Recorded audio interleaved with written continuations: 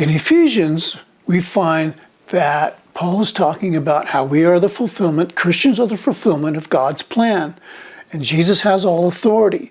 He says that Jesus affords us access to God. We are God's temple. And then he moves on to talk about he is the minister to the Gentiles, and that we might know the depth of God's mysteries and love. He also starts talking about love, and we are to love one another, live spiritually, and we are to be united, especially as a church. And then he starts getting into particulars, like wives are to be subject to their husbands, which I get it. Nobody wants to do that anymore for some reason. We're actually subject to one another. Husbands are to love their wives. And you might ask, what does that mean? Of course I love my wife.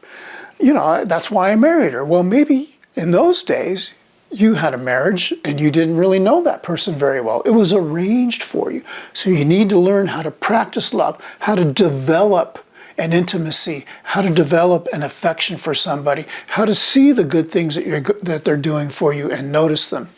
It isn't just agape love. It is agape love, but it's that benevolent love to start with. It's that affectionate sort of thing for God's creation. It's not necessarily just phileo love, which is that brotherly love that doesn't come with a lot of strings. It's agapeo, and that is love that values and esteems somebody.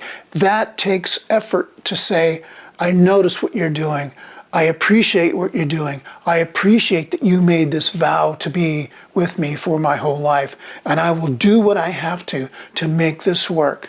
That's what a marriage is, guys. Now, it's an emotional thing, but it is also beyond emotion. And we have to realize, guys, that we might talk about how much we would do for our families and we would die for our family. And that's an easy thing to say, but that doesn't necessarily mean that will ever happen. Paul says that we have to love our wives as Jesus loves the church. And when you look at Jesus, he was a servant. He served his people. He served the disciples. And that's what we are supposed to do for our wives and our families, is serve them. So when somebody says take out the trash, we don't grumble, we don't complain, we don't complain about anything.